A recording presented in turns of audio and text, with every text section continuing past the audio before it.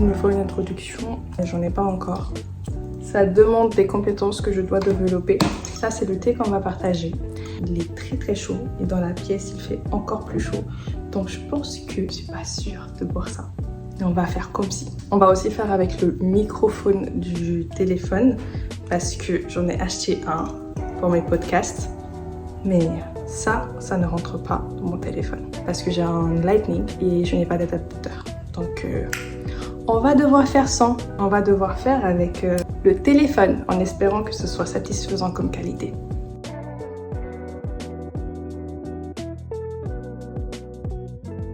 Coucou mes amours, bienvenue sur Sonalité. Pour ce premier épisode, j'avais envie d'une vraie conversation simple et posée, un petit thé à la main. Juste moi qui mets des mots sur des choses que je vis et aussi une façon pour vous de me connaître à travers ma féminité, mon identité et mon corps. Ce que ça m'a coûté, ce que ça m'a appris et où j'en suis aujourd'hui. Je ne détiens pas la vérité, je partage la mienne, c'est tout. Vous entendrez des moments de doute, des contradictions, des choses pas complètement résolues et c'est totalement volontaire. J'ai longtemps essayé d'être impeccable, de rentrer dans un moule prédéfini pour me trouver d'une certaine façon. Ça m'a surtout éloignée de moi. Et cette vidéo, c'est l'inverse. Revenir à quelque chose de vrai, quitte à ce que ce soit moins lisse, voire moins beau. Le cadre de cette chaîne est simple. Bienveillance, nuance, pas de police du bon vécu. Si quelque chose vous bouscule, prenez ce qui vous parle et laissez le reste. Si ça résonne, dites-le en commentaire. J'ai envie que cet espace serve à réfléchir ensemble, pas à performer, mais à se retrouver. Et pourquoi maintenant ? Parce que ces derniers mois, j'ai réalisé à quel point j'avais vécu sous des règles qui ne venaient pas de moi, sur ce que doit être une femme noire, une mannequin, une bonne personne. J'ai envie de remettre de l'ordre dans tout ça. Parler de ce qui est difficile, de ce qui tient debout, sans me censurer, sans attaquer qui que ce soit, juste en décrivant le réel tel que moi je le traverse. Alors on y va. Je commence par la base, la question qui a tout déclenché pour moi, mon rapport à ma féminité. Quand je me demande qu'est-ce que ça veut dire pour moi d'être une femme, je me rends compte d'une chose simple. On m'a surtout appris par interdiction. Pas voilà ce que tu es, mais plutôt voilà ce que tu ne dois pas faire. Une femme ne doit pas. C'est devenu la bande-son de mon éducation dans mon contexte culturel. Résultat, j'ai développé un réflexe de surveillance de moi-même. Baisser le volume, arrondir les angles, anticiper la réaction des autres. C'est comme si ma féminité avait été cadrée avant même d'être vécue. Et quand on grandit avec des règles négatives, on finit par se méfier de nos propres élans. On confond respect et effacement. On croit être sage alors qu'on est juste, je pense, absente de soi. Je vois aussi que la définition de devenir une femme change selon les contextes. Et pourquoi on doit le devenir d'ailleurs? Ça se posait la question. Dans certaines familles, c'est le jour des premières règles. Pas de célébration, mais tout de suite un discours de prudence, de honte parfois, et d'autres fois rien du tout, juste débrouille-toi. Ailleurs, c'est le mariage qui fait basculer officiellement de fille à femme, avec plus de devoirs que de droits. Et dans certains contextes, on parle encore d'excision comme un marqueur social, cette violence abjecte présentée comme une tradition. Mais ça, c'est un autre sujet. Dans les milieux urbains modernes, on inverse le décor, n'est pas la logique. On devient femme quand on maîtrise les codes visibles, les talons, make-up, bonne présentation, comme si la féminité était un dress code avant d'être une expérience intérieure. Alors je pose la question, celle qui ne coche pas ces cases, elle serait quoi? Moins femme? Bah non, parce que ce sont des étiquettes sociales, pas des vérités. Et tant qu'on confond les deux, on s'évalue avec des critères qui ne parlent pas de nous. Il y a aussi des moments où ma féminité est une force nette. Je l'ai souvent senti dans les salles de réunion majoritairement masculines. J'arrive, j'écoute, je structure, je réponds. Je sais que mon analyse tient la route et j'ai bossé le fond. Et pourtant, la reconnaissance ne suit pas toujours. On coupe la parole plus facilement. On m'appelle moi demoiselle quand on dit monsieur à des collègues. On me félicite pour ma présentation plutôt que mon travail. Ce décalage entre ce que je produis et ce qu'on valide est réel. Mais c'est là que ma féminité devient une ressource. Capacité à lire les dynamiques, à tenir la pression, à relancer calmement, à poser un cadre. Loin d'être un pouvoir mystique, c'est une compétence que j'ai développée dans un environnement où il faut prouver à chaque fois pour obtenir moins. Et je refuse qu'on me réduise à mon charme ou à ma douceur naturelle. Ce n'est que du travail, du pur travail. Et il y a aussi des jours où la féminité ressemble surtout à des listes d'attentes impossibles à remonter. Sois sûr de toi, mais pas trop, soit jolie, mais ne dérange pas, soit compétente, mais agréable, soit ambitieuse, mais pas froide, soit pudique, mais pas quoi que ce soit, naturelle, mais conforme aux standards. À force, on finit par faire de la gestion d'image à temps plein. Et c'est épuisant. On se crame à essayer d'être la version la moins contestable de nous-mêmes. C'est là que je vois le piège. Si je laisse la société, la famille, la religion, le regard masculin dicter ce que femme veut dire pour moi, je passe ma vie à remplir un cahier des charges et je disparais poliment.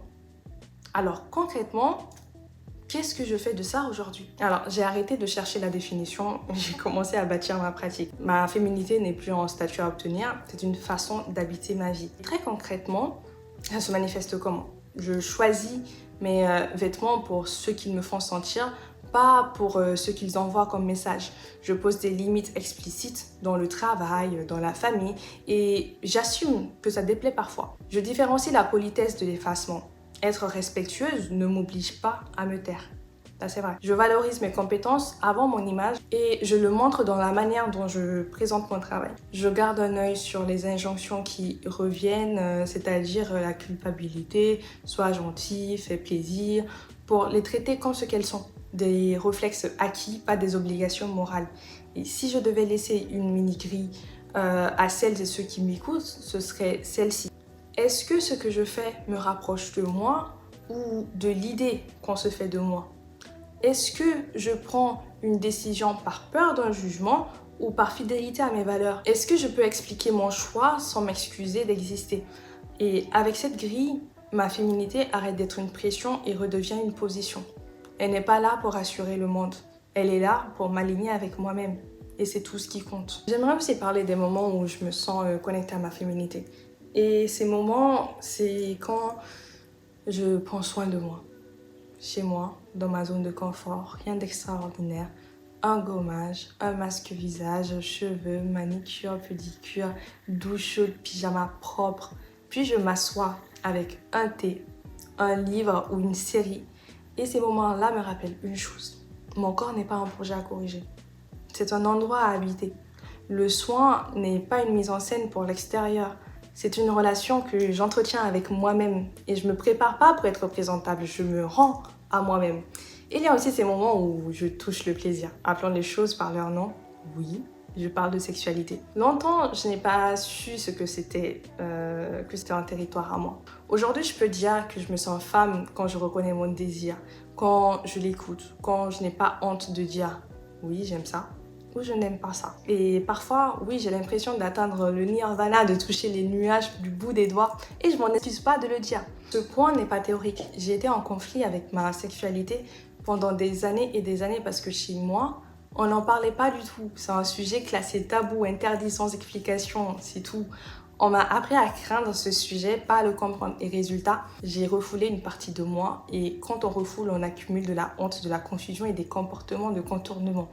On se sent sûr, on n'ose pas poser des limites, on ne sait pas formuler ses besoins. Et mes seules références venaient des romans érotiques et du cinéma. Des scénarios montés pour le spectacle, pas pour l'éducation. J'ai dû désapprendre beaucoup de choses au cours de ces dernières années. Et j'ai fini par consulter une psychologue sexologue. Et concrètement, ça m'a aidé à remettre de l'ordre. Nommer les choses, anatomie, consentement, plaisir, faire la différence entre performance et connexion, comprendre mes déclencheurs de honte, apprendre à communiquer sans m'excuser. Ce que ça change au quotidien, je sais dire stop et aussi encore, je sais poser des questions simples. Qu'est-ce que je ressens vraiment là, maintenant? Et aussi, je sais m'autoriser à explorer sans me juger. Et surtout, je replace la sexualité dans la santé globale comme le sommeil, le stress, mon cycle menstruel, mon estime de soi, et tout est lié. Et dire tout ça me fait peur, j'ai même le cœur qui bat au moment où je le formule, mais c'est précisément pour ça que je le dis. Parce que tant qu'on laisse la honte tenir le micro, on reste dans le flou. Mon propos n'est ni provocateur, ni contenu adulte, c'est de l'hygiène de vie et de la liberté personnelle. Et poser ces mots, c'est refuser que d'autres décident à ma place de ce qui est digne, moral ou acceptable dans ma relation à mon propre corps. Et en résumé, je me sens femme quand je m'appartiens. quand le soin n'est pas un costume, quand le plaisir n'est pas une faute, quand la tenue n'est plus une règle. Et cette connexion-là n'est pas spectaculaire, elle est pratique. Respirer, écouter, nommer et choisir. Et ça, c'est suffisant. Et maintenant que j'ai posé ces moments où ma féminité me relie à moi-même, je dois aussi parler de l'autre face. Les moments où je me sens complètement en décalage. On m'a souvent renvoyé l'idée qu'être une femme, c'est se marier et avoir des enfants. Là où je vis, c'est presque un discours qu'on nous impose. Et heureusement, chez moi, j'ai eu un contre-modèle solide. C'est ma mère.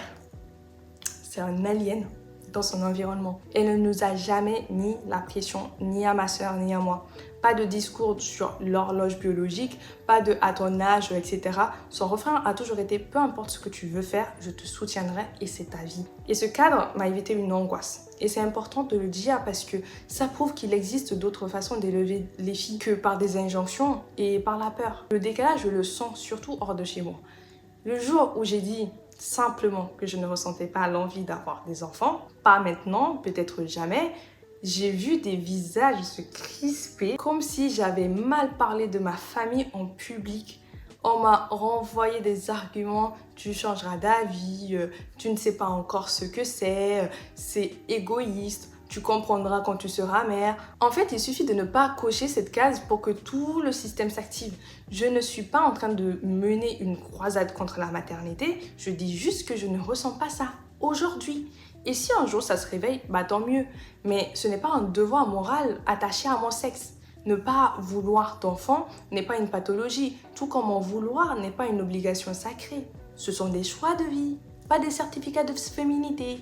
Autre décalage aussi, c'est la cuisine. On attend de nous un talent naturel pour ça, comme si naître femme venait avec un CAP intégré. Sauf que cuisiner n'est pas une activité que j'affectionne particulièrement.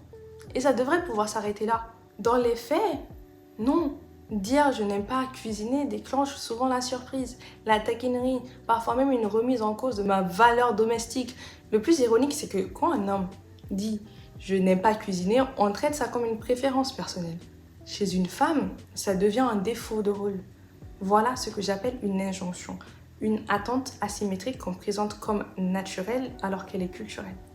Et ce décalage ne me rend pas agressive, il me rend lucide. Il m'oblige à poser des phrases simples et fermes. Je ne veux pas d'enfant pour l'instant et c'est ok. Je n'aime pas cuisiner et c'est ok. Ma valeur ne se mesure pas dans ma capacité à remplir des rôles préécrits et c'est ok. Je ne cherche pas à convaincre tout le monde. Je clarifie pour moi. Parce que derrière chaque injonction, il y a un coût. C'est la culpabilité, la justification permanente et la négociation sans fin. J'ai décidé d'économiser cette énergie pour des choses qui m'appartiennent. Et c'est mon choix. Et c'est ok. Petite mise au point utile, façon cours magistral appliquée à la vie réelle. Une injonction, c'est une norme déguisée en évidence. On la repère facilement avec 3 tests. Par exemple, si un homme fait ou dit la même chose, la réaction est-elle différente? Est-ce qu'on parle de naturel sans jamais pouvoir l'expliquer autrement que c'est comme ça, c'est tout? Est-ce que je me sens obligée de me justifier pour éviter un conflit qui n'existe pas encore? Si la réponse est oui à au moins 2 de ces questions, c'est pas de la préférence personnelle, on est dans l'injonction sociale. Je n'ai pas toutes les réponses, mais j'ai une boussole. Je veux plus gérer ma vie pour assurer les autres. Je préfère assumer mes décalages plutôt que de performer une version acceptable de moi-même. Et je sais que je ne suis pas la seule. Voilà. Il y a des jours où je me sens puissante dans ma féminité, comme si j'avais une armure sur moi, et d'autres où j'ai l'impression que ce mot ne m'appartient pas vraiment, qu'on essaie de me dire ce que ça devrait être.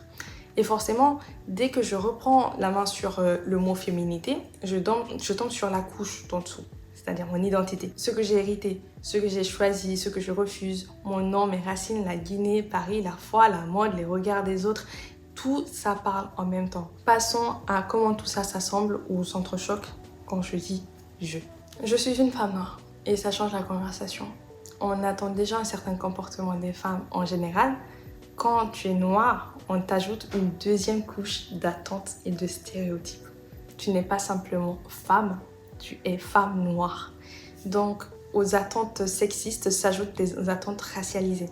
Ça se voit dans la manière dont on te parle, dont on interprète tes émotions, dont on évalue ton travail, dont on commente ton apparence. Et si tu ne le nommes pas, tu finis par douter de toi au lieu de douter du système. J'ai compris ça d'une manière violente en arrivant en France. En Guinée, j'ai grandi entourée de personnes qui me ressemblent. La question de ma couleur ne définissait pas ma place dans la pièce. En France, j'ai appris que être noir n'était pas qu'un fait, était un statut social avec des conséquences. Je l'ai verbalisé lors d'un événement des Assaisonnés, porté par deux femmes formidables, Yembi et Sarah, autour de l'afroféminisme. J'avais dit ce jour-là que j'ai compris que j'étais noire en arrivant en France. Dit comme ça peut surprendre, mais c'est vrai. J'ai découvert le racisme, les micro-agressions, les regards, et j'ai découvert aussi le réflexe d'internaliser tout ça. À force, l'anxiété s'installe, la dépression s'invite, et le syndrome de l'imposteur se colle à la peau. Le signe que c'était sérieux, j'ai fait des rêves où je subissais du racisme de la famille. C'est trop grave. Concrètement, ça ressemble à quoi? À des micro-agressions répétées. Tu parles bien, comme si c'était inattendu. On peut toucher tes cheveux, comme si ton corps était un objet d'expo. Tu es exotique, comme si tu étais juste un objet décor. On m'a même dit une fois, tu es claire pour une Africaine. Je pensais que tu étais antillaise. Pardon. Quand je parle de ces agressions, c'est aussi de la surveillance au faciès. Dans certains espaces, des sous-entendus sur la colère, calme-toi, on discute, alors que je pose simplement un désaccord. Ou à l'inverse, la demande d'être toujours forte, toujours solide, disponible pour porter, expliquer, éduquer. Et si tu craques, on te reproche le drame. Si tu tiens, on attend plus. Tu apprends vite la gestion de ton temps. Parler assez bas pour ne pas être agressive, assez claire pour ne pas être émotive, assez souriante pour rassurer, assez performante pour justifier ta présence. Et tout ça, c'est de l'énergie mentale dépensée à gérer le contexte avant même de faire le travail. Dans la mode, par exemple, ce décalage devient parfois caricatural. Ça, j'en ferai une vidéo à part. Mais pour donner une idée, on te veut pour la diversité sur l'affiche, tout en te demandant d'être interchangeable dans le process. On te confie à des make-up artistes qui n'ont pas la bonne palette pour ta carnation. On adore la peau noire en photo, mais on paye moins ou on te book en dernier. Et on demande souvent d'être reconnaissante d'être là. Cette injonction à la gratitude, reste humble, ne fait pas d'histoire, sert surtout à te faire accepter des choses que d'autres refuseraient sans culpabilité. Ce que la société attend des femmes noires, si je le résume en clair, c'est sois forte, mais pas trop. Sois souriante, mais pas susceptible. Sois visible pour la diversité, mais discrète quand il faut parler de racisme. Sois féminine, mais attention à ne pas être trop sexy. Et surtout, explique-nous le racisme sans nous mettre mal à l'aise. On nous demande d'être à la fois pédagogue, représentante, amortisseuse d'émotions, tout en étant jugée plus sévèrement sur l'image. Cheveux pro, maquillage propre, style approprié.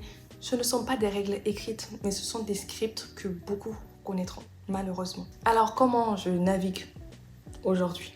D'abord, j'ai cessé de me demander en priorité comment ne pas déranger et j'ai commencé à me demander de quoi ai-je besoin pour être efficace et bien. Ça change les décisions. J'ai appris à nommer les micro-agressions sans me justifier pendant 3 heures, à choisir mes combats parce que je ne suis pas un service d'éducation permanent, à documenter aussi ce qui doit l'être dans un contexte pro, à cultiver un réseau de femmes noires avec qui on peut débriefer sans se censurer, à aller en thérapie quand la charge devient trop lourde et à parler de race, de honte, de corps, de désir, pas seulement de stress. J'ai aussi appris à faire la part des choses entre respectabilité et respect de moi. Lisser mes cheveux, changer mon accent, refréner ma joie, ça peut rassurer certains, mais à quel prix pour moi? Je choisis de plus en plus mes codes au lieu d'emprunter ceux qu'on me tend. Sur l'identité, je me situe comme ça. Guinée plus Paris, pas Guinée ou Paris. Mes racines manquent. Paris m'a formée, les deux me construisent. Je n'ai pas à fractionner mon jeu en fonction des salles où j'entre. Je peux aimer la mode et parler politique, lire des essais et tourner des vlogs, prier et revendiquer, rire, poser des limites. Ce qui me tient, ce sont des questions de boussole simple. Est-ce que je suis en train de me traduire pour convenir ou de m'exprimer pour exister? Est-ce que je réagis pour rassurer l'extérieur ou pour me respecter? Est-ce que je porte ce rôle parce que je le veux ou parce qu'on me l'a collé? Je ne dis pas que c'est facile, je dis que c'est clair. Je refuse d'être un symbole utile quand ça arrange et invisible quand ça dérange. Mon identité n'est pas un projet de diversité, c'est ma vie. Et plus je la tiens ainsi, plus je vois se dissoudre le sentiment d'imposture. Je ne demande plus la permission d'être là. Je travaille, je contribue, j'existe, point. Et forcément, quand on parle aussi d'identité, on arrive au terrain où tout se ressent au quotidien. Mon rapport à mon corps. Comment je l'habite, ce qu'on projette dessus et comment je reprends la main. Comment tout ça a influencé mon rapport à moi-même. Ça a été très dur pendant plusieurs années. Je me suis perdue. Quand l'extérieur te renvoie sans cesse une image de toi qui ne colle pas à ce que tu ressens, tu finis par te regarder avec leurs yeux. Je me suis redéfinie malgré moi. Moins spontanée, plus calculée en mode gestion des risques. Et je le reconnais, il y a eu des périodes de rejet de moi-même. Pas parce que je ne valais rien, parce que je me suis mise à croire que pour être acceptée, il fallait être autre. C'est à ce moment-là que j'ai compris qu'il me fallait un vrai travail de guérison que je mène encore aujourd'hui. Et concrètement, ça donnait quoi au quotidien? Hypervigilance, surveiller mon temps, mes cheveux, mes vêtements, mes mots. Relire 3 fois un mail simple, re-enregistrer en vocal pour paraître plus douce. Aussi l'autocensure, ne pas poser de questions en réunion, éviter un sujet en famille, minimiser un succès pour ne pas déranger. Aussi un perfectionnisme défensif, bosser 2 fois plus pour qu'on ne puisse rien me reprocher. Ça marche, mais ça épuise. Aussi la comparaison et le doute. Quand un feedback est flou, je le transforme en verdict contre moi. Relation, je faisais trop de people pleasing au détriment de moi-même. Et tout ça a une facture. C'est la fatigue mentale, l'anxiété qui s'installe, spirale de doute. Et plus tu t'épuises à performer une version acceptable, plus tu t'éloignes de toi, jusqu'à ne plus savoir ce que ça veut dire vraiment. Je fais tout pour inverser la trajectoire. Et j'ai aussi structuré des outils simples pour m'autoréguler. Est-ce que tout est réglé? Non. J'apprends encore. Il y a des rechutes, une phrase qui me déstabilise, un casting où je sens que je coche la case diversité plus que la case compétence. La différence aujourd'hui, c'est la vitesse de récupération. On repère plus vite. Je reviens à mes repères, je corrige ma trajectoire et je mesure mes progrès. En résumé, ça m'a forcé à reconstruire une relation active avec moi-même. Je me traite comme une personne à protéger, à écouter, à respecter. Ça a l'air basique, hein, mais quand on a été traversé par autant, c'est un vrai travail. Et c'est libérateur. Il y a des attentes pour le corps et il y a les attentes de la société et celles qu'on finit par intégrer soi-même sans s'en rendre compte. Aussi loin que je me souvienne, j'étais en conflit avec mon corps. En Guinée, j'étais très mince. À l'école, dans la rue, les moqueries étaient constantes. Trop maigre, on mange un peu, etc. Ce genre de remarques, le harcèlement, quoi. Dans ma culture, je ne cochais pas le standard féminin. J'ai eu honte de moi. Je me cachais dans des vêtements trop grands et mon rêve, c'était de grossir. J'ai même pris des produits pour ouvrir l'appétit, un truc qu'on appelle super appétit en Guinée, et manger du cérélac parce qu'on me disait que ça faisait prendre du poids. Petite, en vacances, chez une de mes tantes, on me donnait des comprimés vitaminés tous les matins pour me faire grossir. Et avec le recul, je me rends compte à quel point c'est violent. Et j'ai beaucoup pleuré. Et d'une certaine façon, ça m'a aussi endurci, mais j'aimerais pas revivre la même chose, quoi. Quand je suis arrivée en France, ma première mission était donc de prendre du poids. Et c'est arrivé. Des formes, un visage plus rond. Et la première réaction que j'ai entendue, c'est que tu as grossi. Et ça ne te va pas du tout. Et c'est là que j'ai compris un truc fondamental. Je ne satisferai jamais tout le monde. En Guinée, il fallait être plus voluptueuse. En France, il faut être mince. Dans un cas comme dans l'autre, mon corps devait appartenir au regard des autres. Et ce jour-là, j'ai décidé que non, je me choisis. Mon corps ira à son rythme et les commentaires, je les laisse à leur propriétaire. Et puis c'est tout. Et ça ne veut pas dire que tout est réglé, hein. J'ai encore des complexes. Certains jours, un jean me renvoie à une vieille blessure. Certaines photos me déclenchent encore des comparaisons inutiles aujourd'hui. C'est pas grave. Ce que j'ai surtout compris, c'est que le regard des autres change plus vite que mon corps. Les tendances bougent, les commentaires aussi. Si j'indexe mon estime à ça, je resterai prisonnière. J'ai donc déplacé le centre de gravité. Je mesure ma relation à mon corps à la façon dont je me traite. Est-ce que je me parle avec respect? Est-ce que je dors? Est-ce que je mange pour me nourrir ou pour me punir ou pour me consoler?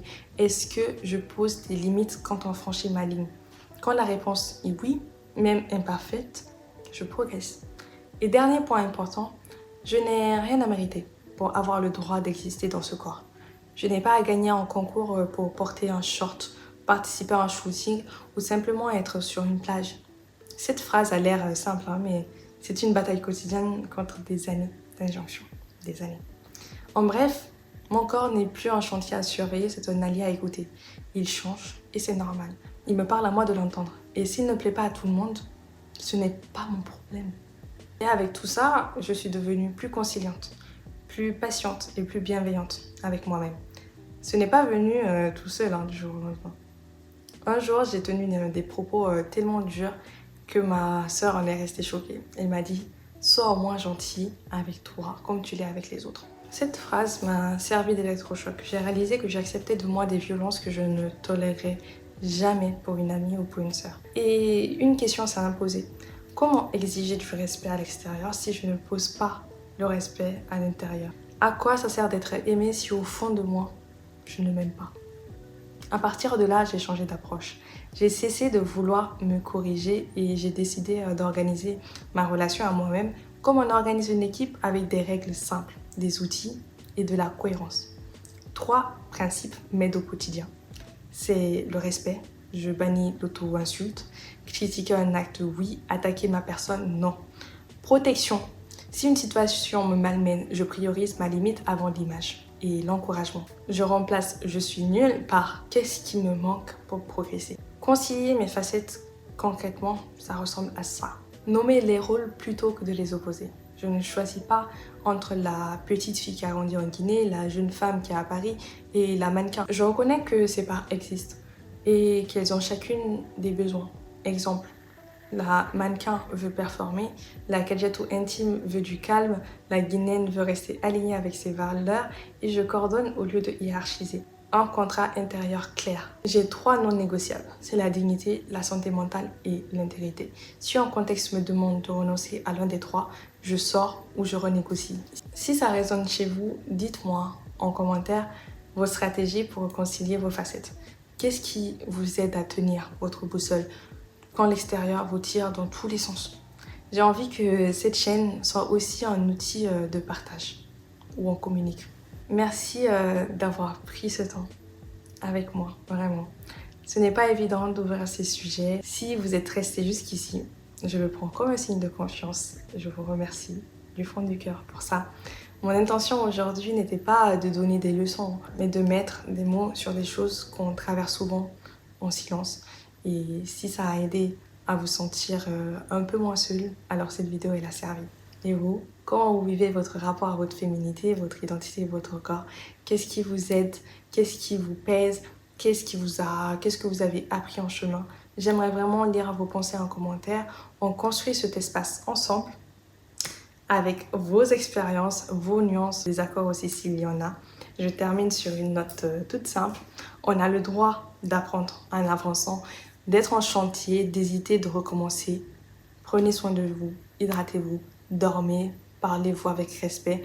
Si le cœur vous dit de rester, abonnez-vous pour qu'on se retrouve pour vos prochains thés.